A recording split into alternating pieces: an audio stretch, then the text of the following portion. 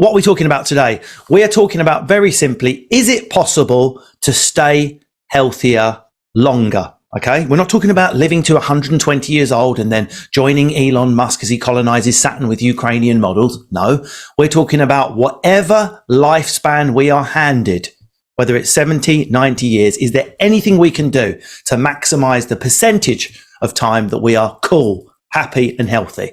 Can we be an 89-year-old running around then just bang, hit the deck as a 90-year-old? That's my plan. We're calling it health span. I think it's a self-explanatory term. There will be a Q&A at the end. If you look at the bottom of your screens, if you're on a laptop, near where it says share screen, chat and all that stuff, you'll see the Q&A box. People are already asking questions. The Q&A, Rajinder, will be at the end when we finish talking. So do get ready with your Q&As in there and I can put them either to myself or to Dr. Hussain, who will join us in a moment.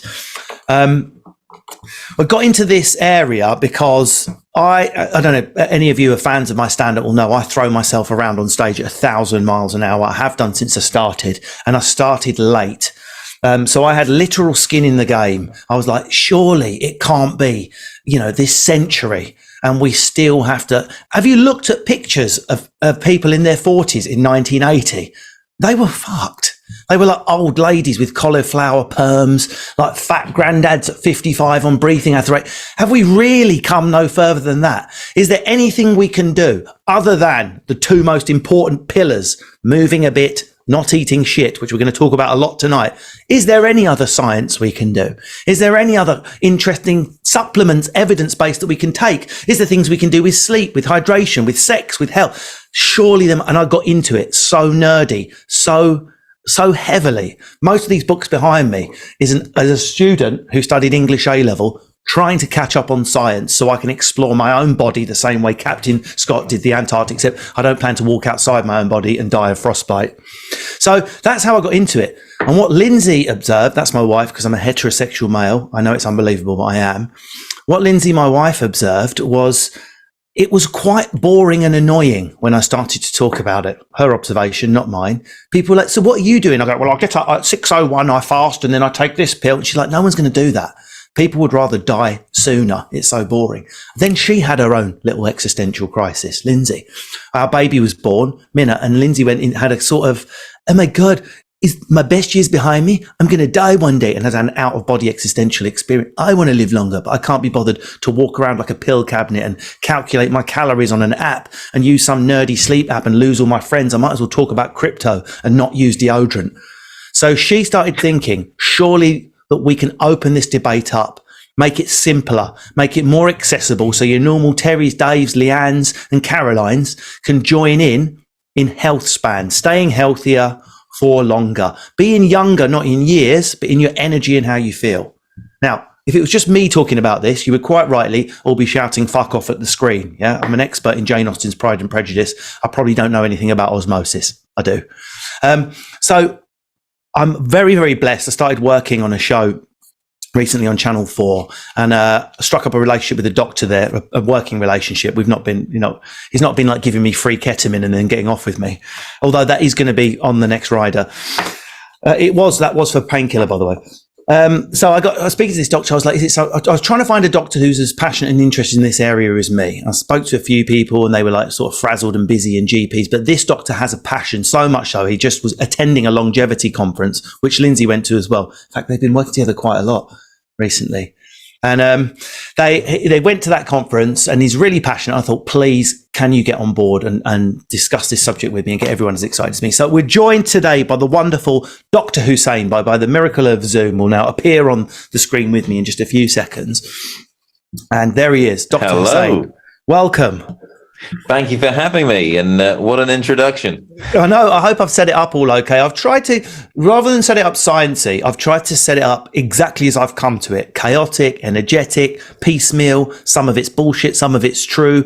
And by doing different things, it's called biohacking. It's a word I don't like to use. I've basically been exploring the same way you can put cling film over a window to create double glazing, good home hack. I've been looking at little hacks that you can do on your body. Can you eat this? Can you drink that?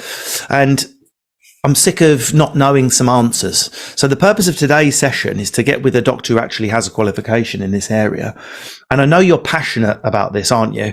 As someone who's passionate about preventative medicine. So Dr. Hussain, first of all, just introduce yourself a bit for everyone so they know who you are. With pleasure. So my name's Hussain. I met Russell, as he said, on Steph's Packed Lunch. And for me, kind of the main role now in my career is moving, as Russ said, to preventative medicine. We spend a lot of money and time focusing our treatments on when you get a disease. And to be honest, although we've put a lot of money and effort into it, we can produce certain results, but it's pretty minimal. I think the vast majority of people would rather not have disease. And so, yes, I've moved into what's called lifestyle medicine, and that's trying to explore the things that we can do, trying to prevent disease, to get more out of life, and basically enjoy it more. I've trained as a general practitioner, and my sort of own journey to lifestyle medicine has come from a personal experience. So back when I was sort of mid-20s, I had a blood test as what you do when you're a doctor. You have to have a certain number of blood tests to check status, etc. And they picked up I had something called fatty liver disease. I developed that in my mid-20s, and it's because I led a really unhealthy lifestyle, a lifestyle that, if I continued, would have reduced my health span considerably. And since then, I've just gone on a journey to try and improve my own health. And it started just with my personal health, becoming a lot more active, focusing on my sleep, working on my nutrition, and ensuring that I sort of had as a good a lifestyle as possible. And that I wanted to translate to my patients. So over the last sort of 4 or 5 years, I've focused on developing my sort of understanding in lifestyle medicine, and have led both at the Royal College of GPs and worked with a number of different organizations like Swim England, for example, just to be able to get the most out of what we do in our lives. And it was interesting, you said most people would choose not to have disease. And I was thinking, and then I remembered the COVID ping app and how all my cousins wanted to get the COVID ping so that they didn't have to go to work. And obviously it swung that one, because at one point everyone wanted to get COVID and get tested so they could have the time. But then it became really inconvenient to get COVID. So people would have barn door COVID symptoms. Like, doctor, before we start, this is not COVID. This is not COVID. And that was the telltale sign that 100% they got COVID. Until it was paid leave, then you got it. And of course, the disease which I suffer from, I'm recovering from macropenis, the opposite of micropenis, for which I'm receiving some steroid treatment just to try and make it a manageable girth. It's not had enough research, sadly. Dr. Hussain, when you say health span, is it right what I said? Like, it's sort of whether we get 70 years or 100 years, you're trying to maximize the percentage of those years that we're active and young feeling, right? Is that what you call health span? Yeah, absolutely. Do you know what? I'm going to share my screen, which I can. And what I'm going to do is just very quickly kind of illustrate, and let me know if you can see this. So we're going to illustrate what I mean when we're talking about health span here, okay? Don't open the wrong folder, Dr. Hussain, please. Yeah, no, this is potentially dangerous. But can you see a blank white screen? I can see a mountain at the moment. Okay, perfect. How about now? Yeah, blank white. Yeah. Excellent. Okay, so I'm going to draw a graph. And on this vertical axis, this is health span, okay? Yeah. And what I mean by health span is essentially we are focusing on the quality of your life, your ability to do everyday tasks, to enjoy your life, to have energy, etc. And then on the horizontal axis, we're going to have life expectancy, okay? And I'm going to draw a curve. Now, at this point, I'm just going to put an arbitrary number. Now, I know we all die at different ages, and we'll talk about why we die at certain ages, but I'm just going to take the average of 80, okay? And as time goes on, we reach a peak, let's say about here, which is somewhere between our 30s and 40s, okay? So that's when most of us achieve the highest quality of health. Oh, that is so depressing for a lot of people attending. Well, true. And then what then happens is there's a decline to which you get to 80. And if you look here, for example, if we take 70 and look at the rate of decline that we've got between 70 and 80, we can see how sharp that is. And for most people in that terminal decade, that last 10 years, they lose 50% of their health span. That health quality deteriorates very rapidly. Now, why does that happen? That's normally because at about 50, 60, they're starting to develop certain conditions, whether it be heart-related conditions, lung conditions, etc., that they've accrued through certain lifestyles and through just general inevitability over time. Now, when Russ talks about we want to try and improve health span, what we're trying to do, and I'm going to color it in red, is we want to create a different curve, which is like this. Okay. Now, yes, in one way, we are increasing potentially the length of time, but what's more important is that we're trying to reduce the decline that we see. So sort of the rates, if we had sort of we were assessing how quickly you reduce in your health quality per year, we want to reduce that down. And we want to delay the onset of poor quality of life. And if we sort of have a cutoff at saying like a certain function, anything below this line is when most of us would term that as a low quality of life. So we want to spend as much time in this area above that line. Okay. And so there's certain things that we can do, which I'm sure we'll go into now, about how we can try to flatten out that line for as long as possible in order to achieve that better quality of life for longer. Now, before that was brilliantly explained. Thank you for that. And before we go on to talk about the different things we can do to increase that health span and stay in that green zone, which I'm sure my mate Dan would love to set up a rave in that green zone and just live in it and call it green zone. Is lifespan, which is a different thing to health span, the number of years that we're remaining on the planet. Now, this is not really what we're talking about today, because I don't want this to turn into how can we live to 120? But it is decreasing for the first time ever, isn't it? There's a generation now. We thought, it's just going to keep increasing year on year, but it's gone down. So lifespan is dropping as well as health span. This is really bad news. Yes. Absolutely. And as you rightly said, it is the first time that that's happened. We've had a pretty sort of constant, slow gain in lifespan. So that's the number of years you are alive. But over recent years, we've seen a decline, which is really unfortunate, which kind of points towards potentially the lifestyles that we've been leading over the last few decades is starting to have a negative impact. If you want to read sort of the full report, looking into it, it's in the Financial Times sort of earlier this week, and they did a very decent breakdown to explain it. But no, in summary, lifespan as well as health span is decreasing.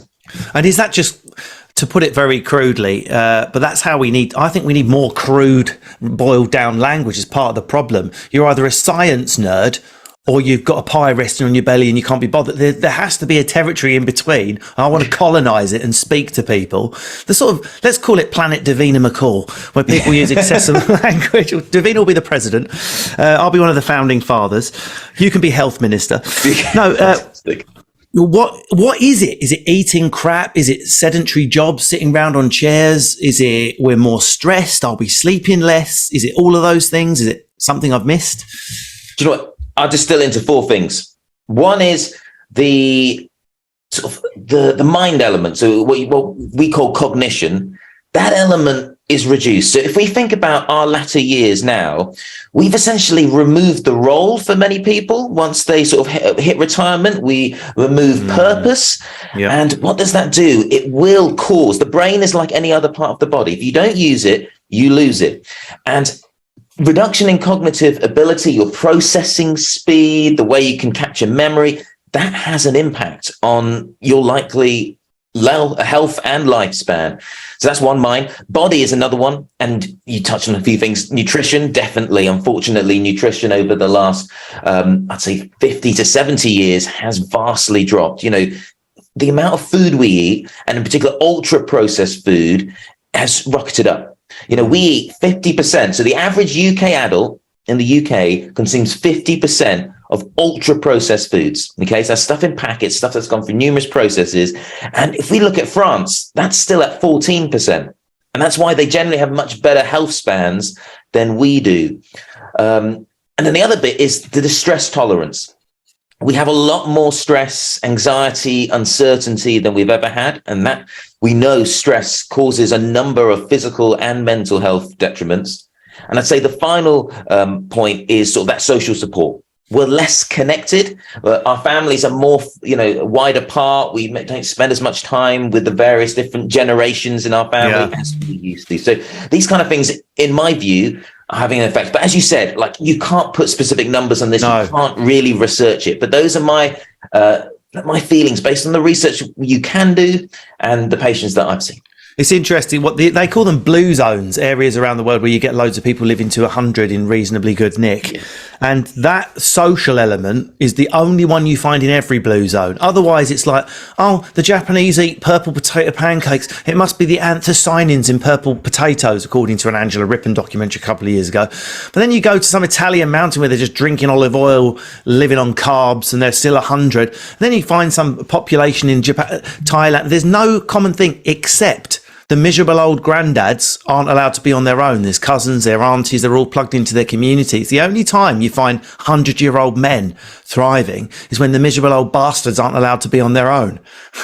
It seems to have absolutely a new benefit. Because they've got purpose, particularly men. Because it has more than just being socially connected. Because think, if that granddad's socially connected, he's using his mind more. Exactly. Maybe he's looking after grandkids more. Maybe he's, spending more time moving, being physical, caring. So, like, it's compound, isn't it? But as you say, that sort of social support can be the trigger to mean that you get more out of your life.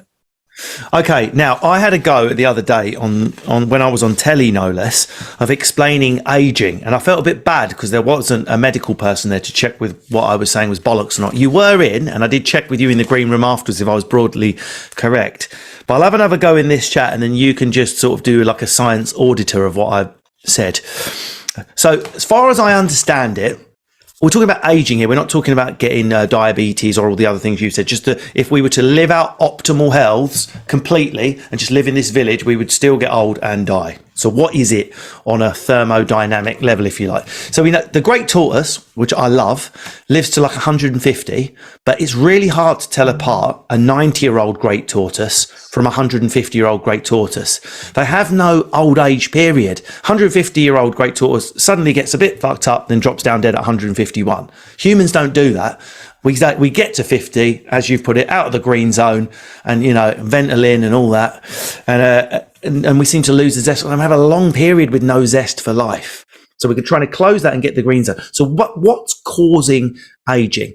Now, as far as I understand it, very crudely, two things are happening.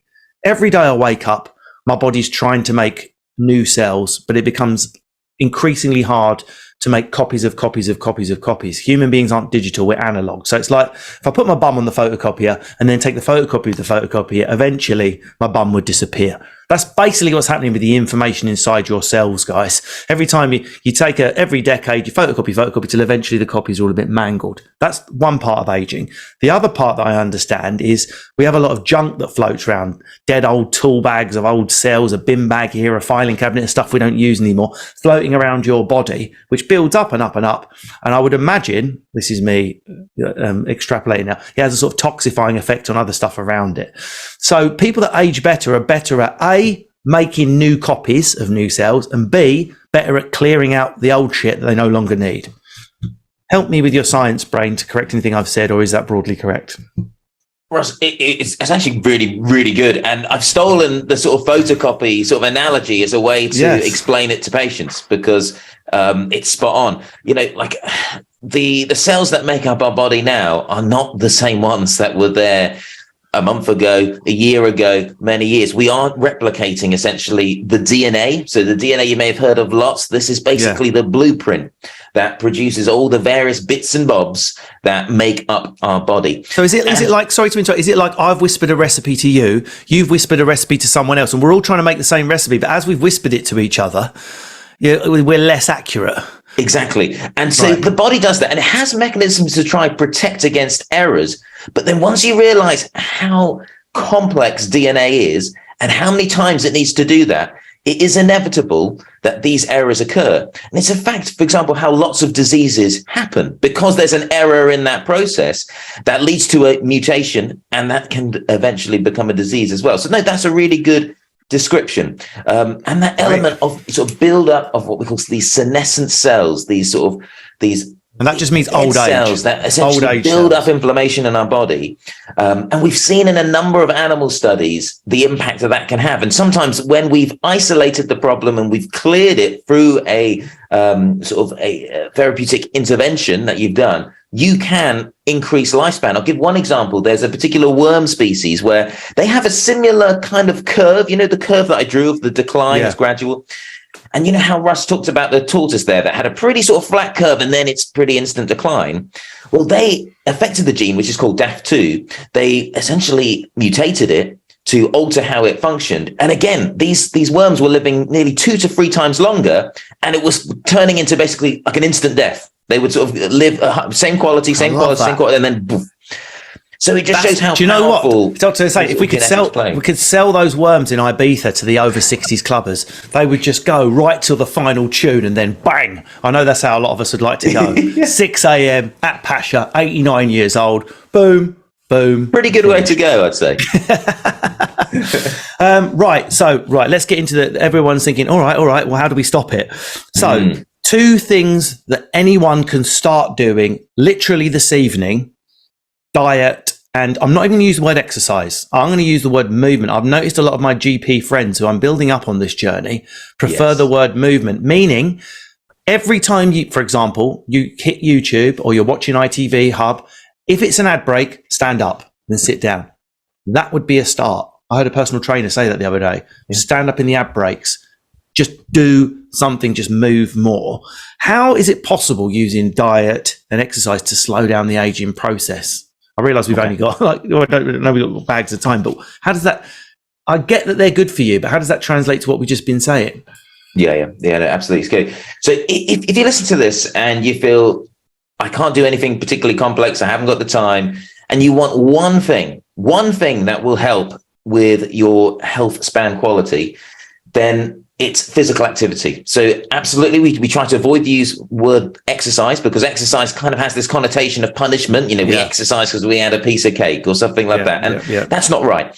Physical activity, as Russ said, doesn't have to be going to the gym or having a membership at some kind of club. It's just sitting less and moving more. Now, there has been a lot of research into the impact physical activity has on longevity and health span, and it's by far and away the most effective method of achieving that result of improved health span and reducing that time below that red line that we had. Sorry to jump in, Dr. Hussain, but just to link it specifically to what we've said before. So are you saying that if I'm doing a bit more activity, I mean, I have over the years sort of drifted very slowly into doing loads of physical activity, a healthy amount, like I'm not a mentalist, but are we actually saying that that helps me make more accurate copies of that recipe each day? So my body is more accurate, and it also clears out more of those old age cells, like it turbocharges that process. Exactly. It basically activates a number of key signaling messages, if you think about it, in the body, which tries to encourage as a accurate process. And it makes sense. If you're very active, your brain thinks, oh, okay, we are needing to move plenty. I need to basically get my body in ship-shape form. If you sit on the sofa a lot of the time, our brain is sensible. It goes, I need to reserve. Its default is to be protective and to store. Okay, so if it doesn't need to deploy more muscle fibers, deploy more energy, then it won't. So if you sit on the sofa, it will just basically go into rest mode and think, okay, let's store everything to fat. And the best physical activity based on studies is actually strength. So strength workouts. And again, it doesn't have to be specifically in a gym, but strengthening your body specifically to movements that you need. Let's say later on when you drop something, pick something up, or get something heavy or carry bags. Those have been shown to provide the best chance of improving health span. So strength is probably if there was one thing you wanted to do, that was the one. And do you think, like, for example, just your basic, just an air squat like that? Because I know there's three particular exercises that I speak to patients that come specifically about longevity, and that is you want to do squats. So that squat there is perfect. And as you build up, so let's say once you've done a few air squats, if you want to make it difficult, then you just add a weight. You hold on to a weight while you do the squat, and you want to slowly have progression and try to improve. And then the other movement, which again, I would make sure that you have a trainer just to show you how to do it properly, is a deadlift. And the reason I say a deadlift is quite useful, and you have to make sure you do it right, because if you have the technique wrong, then you will potentially injure yourself. But it's because you want to get that hinge motion sorted. If you notice kids and you see how they pick something up from the floor, and you see how flexible they are. And then look at an adult, in particular, guys, we're probably the worst at this. And you see how we have to move around in our hinge. What that happens is the more you have that reduced range of that movement, the more likely you are to fall. And I say fall because that's actually been shown to be one of the key things that reduce our health span. Our older people, when they've had a fall or a few falls, the decline in that line that I drew it's just suddenly becomes like a nosedive. My great uncle pottering around, so my mum's uncle pottering around in his 90s, defying age, fallen over once, and it's like, whew, so I was speaking to Jeff Foster, who I know, another doctor in the week, and he said you want to bounce, not crack. That's your end goal when you fall over. We're all going to fall over. So the more glute and thigh strength you've got, the better. Because my mum's like got her rheumatoids and that. And I'm like, yeah, but mum, you can exercise your legs. They're the bits you need. I know we're doing Q&A at the end, but someone's made an interesting point. Bonnie Greno's just saying, what sort of activity helps and how comes manual labour with lifting seems to decrease people's lifespans? It's a good question, isn't it? Is it because the stresses associated with manual labour take away the benefits from the lifting? It's a few different things. Like, it depends on how that manual labour is being done. And if it's within your body's ability at that point in time, or you're having to overexert. Because for sure, overexertion will lead to potential harms down the line. But also, like, for example, I've been on these kind of sites. Sometimes the lifestyle outside of that isn't right. You know, whether there be increased smoking or increased wolf whistling, consumption of sugary foods because you're working so hard. You just want that sugary hit. So it's not always as simple as sort of, if you've got the movement right, that's it. You're perfect. If you don't do the right things for sleep, if your stress isn't right, if the food's not right, they will have an impact naturally. But with sort of those manual jobs, the key caveat to physical activity is if you develop injuries, then it's not protective. So injuries will vastly affect that ability to keep that line flat. And of course, wolf whistling can strain the trachea, can't it? That's stereotype. I mean, what was his last word? What was his last words? What was his last words? "Oi, love, nice tit," and then he was gone. So I want to talk about food. Obviously, we realise that whole foods, less processed foods. I don't think we need to waste time telling people Snickers bad, a bit of poached salmon with some broccoli good. So let's not patronise people too much. But I'll tell you what, there's a split over, because we're talking specifically about aging today, okay? We're not talking just about weight loss or anything like that. So we're talking about how can we increase the accuracy of the new copies? How can we clear the shit? There's a complete split. You see, okay, personal trainer, someone like James Smith, who I really respect and follow and think he's amazing. Yeah, same, yeah. Doesn't seem to be able to summon the sufficient venom to have a go at fasting. So that if you have a 16-hour gap between when your last meal was and your next meal, you're completely and utterly wasting your time. It will do nothing. Just eat less calories. You're bordering on an eating disorder. Stop whinging, you prick, would be one of his rants. But I've read quite a lot of research that says, even if I were to eat the same calories as that person, by waiting until I'm not talking about fasting, I'm talking about just waiting till you're hungry. So we're not talking about getting your stopwatch out like you're on some sort of spectrum and going, I'm 15 and a half hours. I'm talking about just not waking up and automatically eating Cocoa Pops, but waiting until you're hungry. Does have an effect on this aging process or doesn't? I realise the community is split, but what's your opinion? Yeah, no. So, like, evidence this is primarily from animal studies. So that's where a lot of the critics will say, but it's only in a mouse or etc. But in mice, what they found was a few things. So one, they found that calorie restricting them, or what's called dietary restricting, so that's where you remove, let's say, protein, or you reduce carbs or something like that, they can have a beneficial effect on longevity. So we've proven that in mice. So we know in mice that if we, let's say, for example, reduce their protein intake, they live longer.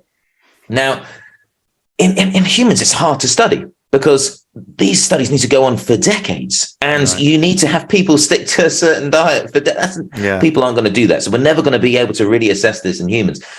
But in simple terms, I'll say there is enough evidence to point towards fasting, whether it be intermittent fasting. So that's where you go through periods of time, normally over 24 hours, and you do that, let's say, once a month, etc. Or time restricted eating, where you're having windows, as you said, for example, 16 hours or 14, depending on how you want to do it. That has been shown to be beneficial. And mainly it's through, as you said, clearing of senescent cells, reducing of inflammation, improvement of gut health and your sort of ability to absorb key nutrients. So again, mostly proven in animal studies, mainly rodents, but so molecularly we are quite similar. So we do often experiment and do analysis on these kind of animals when we can't do the human studies. Oh, do you know what I'm looking forward to? Being in a James Smith reaction video after that bit. I'm so excited. Yeah, no, I'll be waiting. I can't wait till he does his first "shut up, you pricks" at us. So I'm trembling at the thought of it. So I've noticed with some of the older GPs that I've been to, they'll be like, you need to get plenty of fibre, so try eating bran flakes. And I've gone and turned the bran flakes over and it's full of shite. So a lot of the food that some very qualified doctors are recommending is just sugar. Coloured in, healthy. That's the food industry. That's the thing. That's the food industry, and how they sort of pushed certain foods to have healthy sort of connections when in reality they aren't based in evidence.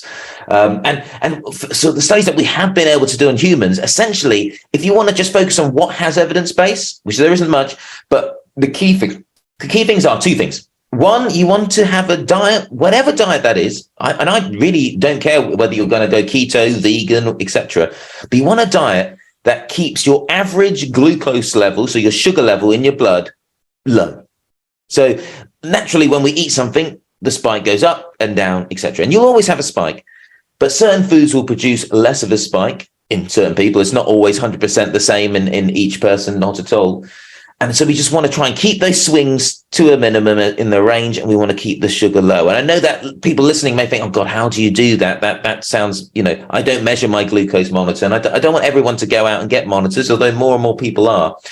But it's essentially focusing on foods that are whole, because they release the sugar slower than, for example, let's say if you have a Mars bar with the same amount of calories, and you eat that Mars bar, but then you compare it to eating, let's say, cauliflower, chickpeas, beans, whatever it is, it releases it slower.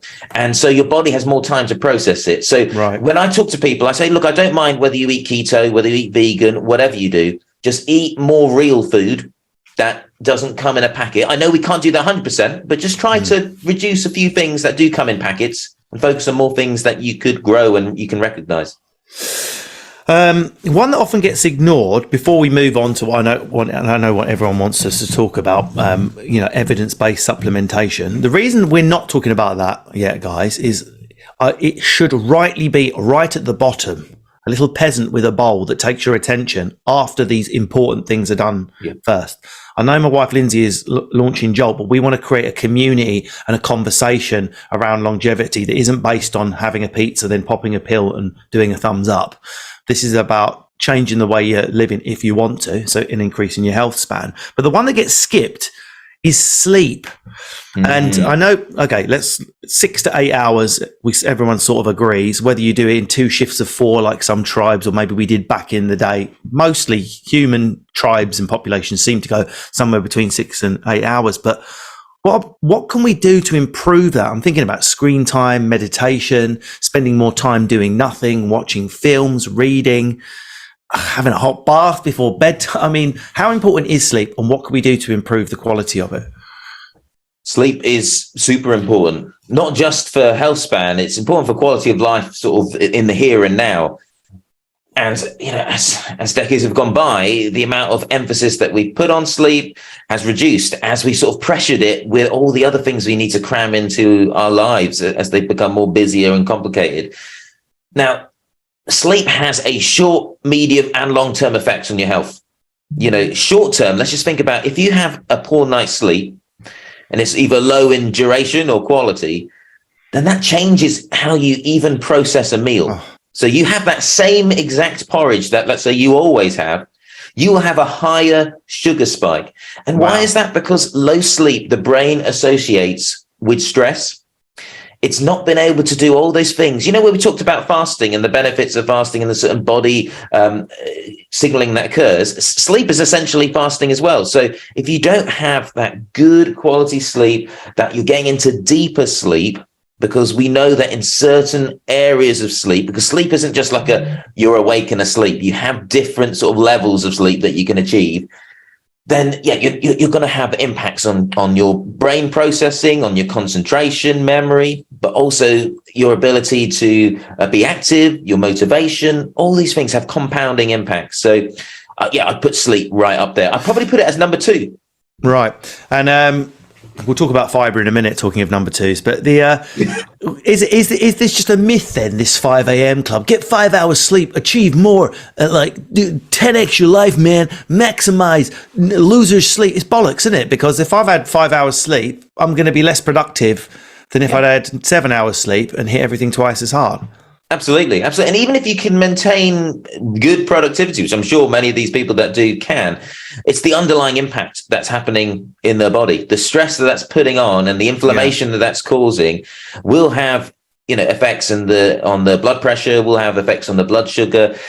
And no, and they've done a lot of studies on sleep, in particular for performance, let's say in athletes, and they found that the optimum amount of sleep is somewhere between 9 and 10 hours. I knew it. I bloody knew it. And Federer, the one thing, when Federer had his sort of comeback after, let's say he had an injury and he had sort of a spell where he dropped out of, let's say, the top 4, the one thing that he attributes to getting back at the top of his game was a superpower, which he didn't tell anyone until he sort of had gotten over and achieved, and that was sleep. It just shows the impact that it can have on performance. Why are babies designed so shit then? Well, no, that's very different. So babies are designed exactly how they need to be. I'm talking about the adults. Regularly and small. I'm talking about the adults they damage. Well, yeah. I've still got a 7-year-old. Once you've created the baby, your role and sort of importance drops significantly. But you see people who still like that with 9-year-olds, where the 9-year-olds are waking them up. Is that a cultural? Have we taken a wrong turn by bed sharing or something? It can't be right that we're supposed to be fucked and exhausted even when our kids are 7 and 9. I understand there's a period of a year, right, where you're feeding on demand or whatever, or 3 to 6 months probably. That's a medical professional would say. But let's go to a year. But you still see mums and dads like that. Oh yeah, I was in bed with the 11-year-old last night. She was in bed with the 7-year-old. We were up all night with the 4-year-old. Yeah. We're not supposed to be that way, surely. No, and that is affecting the sleep of a massive part of our population. Lots of us are parents. Exactly. Yeah, but you have to bear in mind how we've evolved for 99.9% of our sort of evolution in the 200,000 years that we've been on the planet. Most of the parents didn't really mind whether the kids were awake or not, because it didn't cause them problems. They'll just be somewhere else. They didn't have to worry about them being on the TV or annoying them or coming downstairs going, "Daddy, see this, Daddy, see that." So in a way, because kids are designed differently to how adult sort of sleep patterns are, we have that conflict. They want to be awake when we're asleep. They want to be asleep when we're awake. And that sort of inability to attach those things before was a survival advantage, because it'd be good if your kid was asleep, hidden in a cave. You can go out, you can do some hunting, as the light goes dim. That was probably when humans were the most effective hunters. And yet now we don't have that. So now we're having this clash between what their physiology wants to do and what ours wants. So instead of an iPad, what you're saying is we should get them to play with the intestines of last night's kill. Absolutely. Do you know what I mean? Yeah. Just and privately on their own, and they don't want to show dad, so that you can have your own stuff. Just a quick one. Is it true that some of us are genetically night owls and some of us are genetically morning people? So there's nothing you can do. And our culture is designed so most of us have to be up at 7 a.m. I've got out the system. I'm now a stand-up. But I still have days where I have, when we do telly together, I still have to be up at 8 or 9. And it's like I've been hit by a bus. My natural sleeping pattern is I fall asleep naturally at about 3 a.m. and wake up at about 11 a.m. Full 8 hours. And I'm the opposite. And sort of the belief science, because there's no way of proving these things, but the belief science is that if we were both in our tribe, that'd be perfect. Because I'll be alert in the morning and, keeping an eye on things. And if a saber-toothed tiger came along, I'll be like, "Russ, get up, we're going." Yeah. And vice versa. I'd be like, "Careful, Hussain. We don't want to make him extinct. He'll be fine." And that was the end of that. Yeah, that's believed to be the main reason why sort of animals do, because it's not just a human thing. This is something that they've seen across other animals, and it's 100%. Yeah, as you say, it's sort of ingrained. You can sort of train your sleep in certain ways. You can get into patterns, but we do have natural preferences. So, but the Western world is biased against people with my sleep pattern. We were forced to get out of bed at 7 a.m. when we're still pro my sleep pattern. So exactly, I'm not planning on changing it. I noticed a lot of couples have one of each though. One that's really good in the morning mixed with the night. It's like we know that to raise a baby, you're better off having all 24 hours of the day covered, and you're That's really weird. To a night owl. My wife Shanaz is absolutely a night owl. Yeah, drives me out the bend. There you go. That's the way it's supposed to be. Okay, so we've talked about sleep. Now I want to talk about, as you know, my wife Lindsay is launching a product called JOLT. We're not going to go into the nerdery of what's in it or anything specific like that. But you always get this thing, whether we're talking about vitamin C or taking collagen or what everyone's like, it's bollocks. Nothing you could take does anything, which of course is nonsense. Otherwise, no one would take paracetamol and nothing would happen in Ibiza of any interest on any year. So clearly some compounds have some effect on the human body. I don't think I'm going to get a Nobel Prize for stating that. What I want to know is there anything on evidence-based supplementation when it comes to anti-aging? What's happening in this field? Your honest opinion. We're not looking to have any sort of smoke blow here. I'm fascinated to know where the medical community is, where the science is going, and what we can do. Yeah, it's actually a really interesting area. Over the last 10, 15 years, it has developed massively. And like, even if you look at sort of the core vitamins, yes, like the reason that you sort of get certain critics, because there isn't any sort of substantial evidence from what we would talk in the scientific community to say that without a shadow of a doubt, taking this vitamin for the vast majority of people will create X benefit. And there's lots of reasons for that. It's because there's so many variables. Giving, for example, let's say vitamin D, which again doesn't have that great evidence base yet. The NHS give it out left, right, centre. Because there's a lot of theoretical reasons why it should be very good. But then when you look at it at a population level, often you don't see any significant impact of what you give. So, for example, vitamin D, we think, that would be great for bones. So if people fall over and they take vitamin D, then that's going to help. But when we see the actual impact on fracture risk, etc., we don't see any improvement. So, I would say supplements for longevity and health span is improving.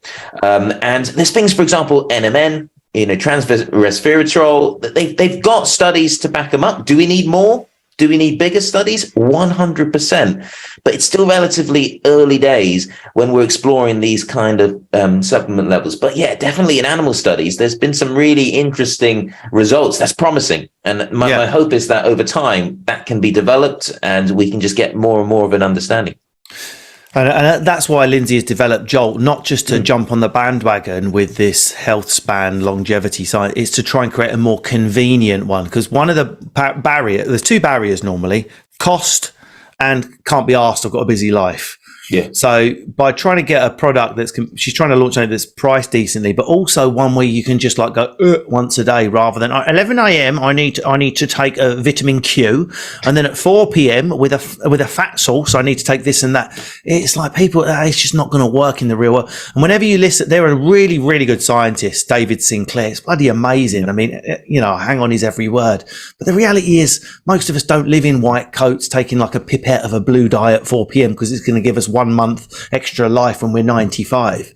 So it's about, with all health, like we said, stop using the word exercise, use the word movement, making it less intimidating, making the whole approach to health span more accessible and feel like something you can start more easily, whether it's evidence-based supplementation, whether it's about changing the way you sleep, diet or move. Even the word diet, get rid of that. Try to eat less processed.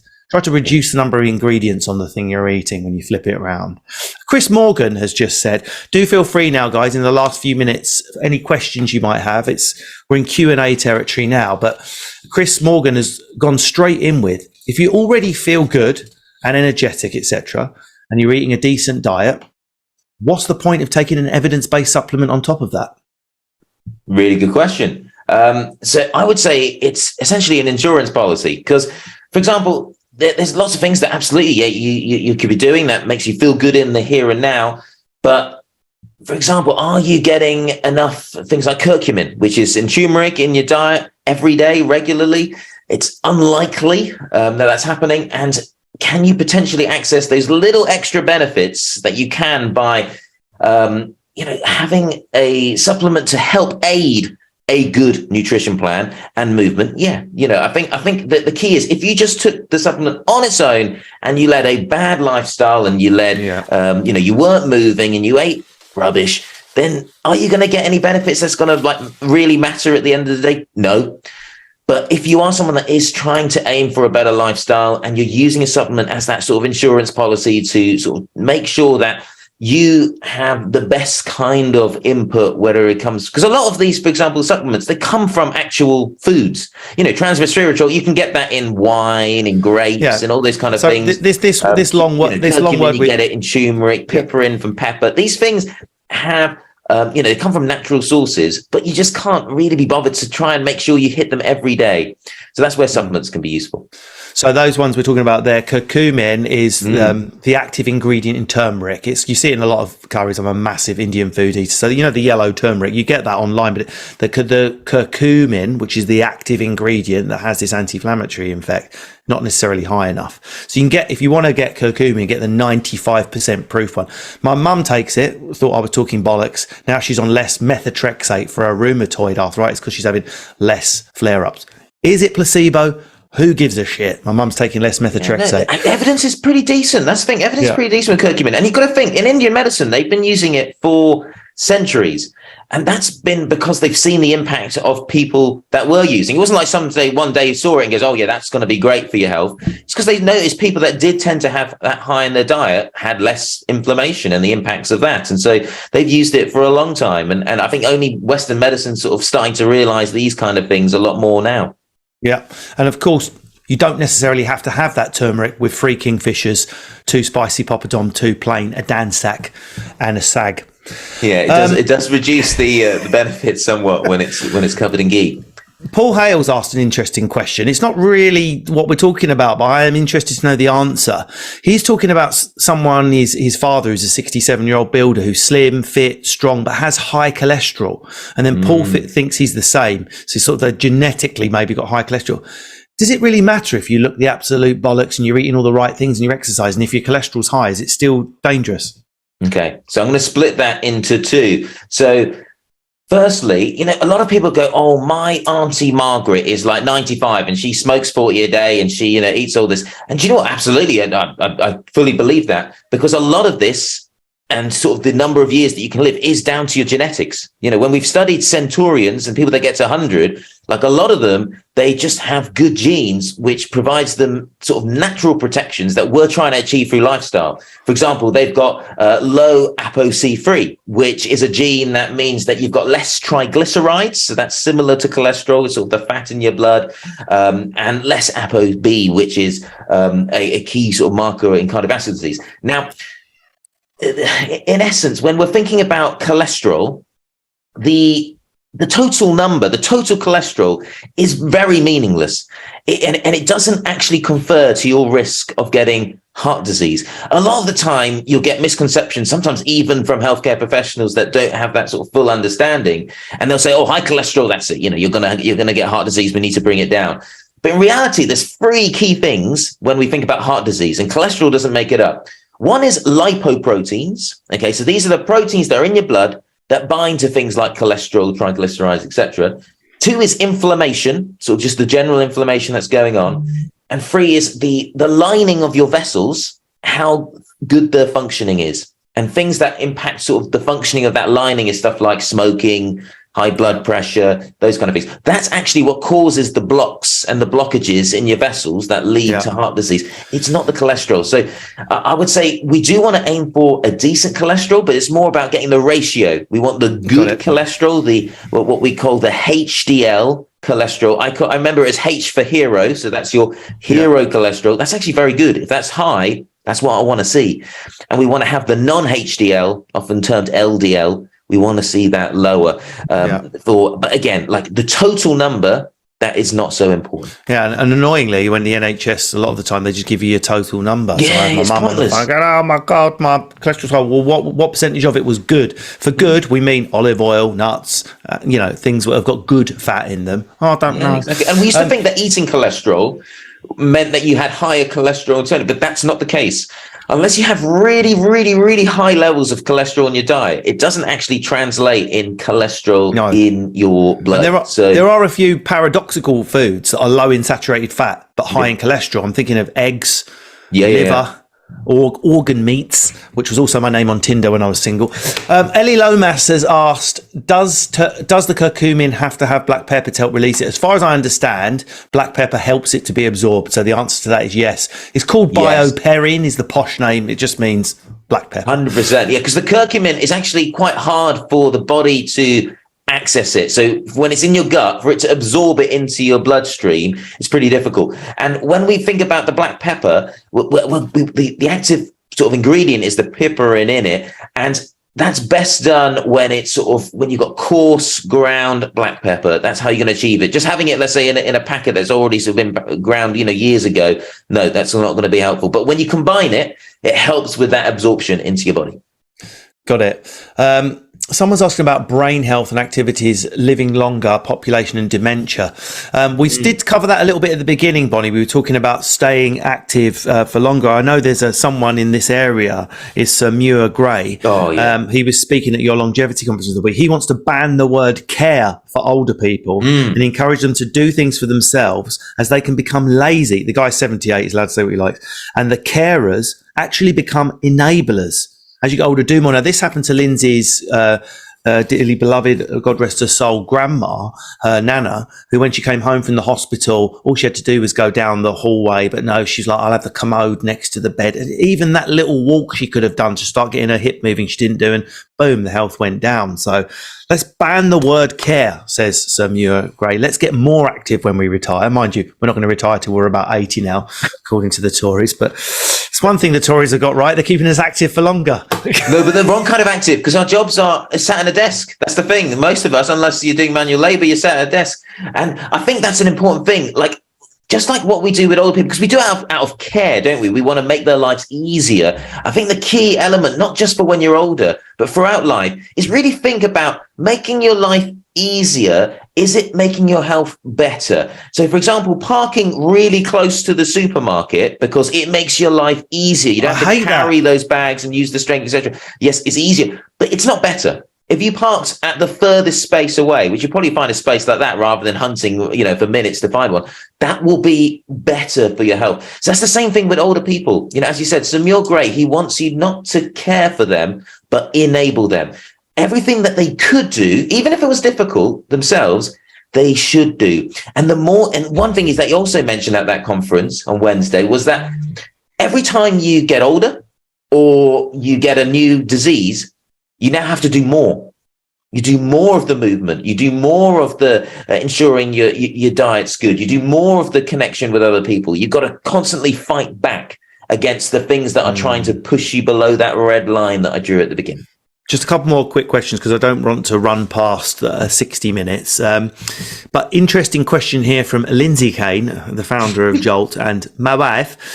She says, is it true that a 50-year-old from a deprived area will have a similar health complications as a 70-year-old from an affluent area? And if it is true, how the hell can we help those that don't have the money to buy all these posh whole foods and buy evidence-based supplements? We're stuck. What do we do? Yeah, that is unfortunately 100% true. And a lot of the work that I do with the Royal College is to try and work on those health inequalities because they're massive. It's not just in health span, it's in quality of life. It's in, burden of disease, pain. And I think we need to realize that the health of our society, probably the key driver at the moment is your wealth. And that's a huge shame. There was one study that looked at the bottom 10%. For them to be able to lead a healthy lifestyle that me and you have just been talking about, they would need to spend 70% of their income on doing that. So obviously they ain't going to do that, are they? They can't do that. And so that just, unfortunately, that's the problem, because what we've done is we've really monetized good lifestyle. Healthier foods are more expensive. Going and getting active, to go to groups, etc. On the whole, you have to pay. Now, there are various charities. There are various ways that you can achieve that without spending. So, for example, When it comes to food, you want to try and reduce the amount of if you're going to more whole food options and improve your knowledge of food and cooking and aims on that element, then yeah, you can fight against having to buy a healthier processed food to an unhealthier one. And again, with movement, if you get rid of the sort of engineered movement that people say you got to go to a gym, you got to wear athleisure, you got to join a club, and you just say, do you know what, I'm just going to get some resistant bands and do it at home, or I'm just going to walk rather than get the bus all the way, I'm going to maybe go a stop early, I'm just going to carry my shopping longer, then essentially you fight back against that, because you don't need to have sort of the income to achieve that. But no, 100% it drives health inequality. Yeah, health and longevity, it's not just for the rich, it should be for everyone. And one of the best things I ever bought, my issue is time, which is also another pressure we doesn't get to talk about with health span. I bought these resistance bands. I mean, the whole kit cost me less than 20 quid. Goes in the corner of my case with a couple of gloves so I don't burn my hands. I'm doing like mental sort of old man lateral raises, doing pull-ups off door front. This is premier in-sized hotel rooms, jogging on the spot.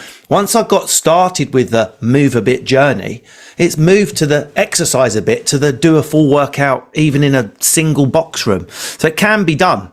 Yes, my challenge isn't budget, it's time, but it boils down to the same challenge.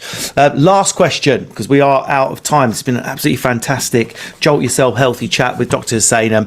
We are going to post it available for catch up. There'll be little clips released here and there. So thank you for everyone that's attended. Really important question from Matt Box.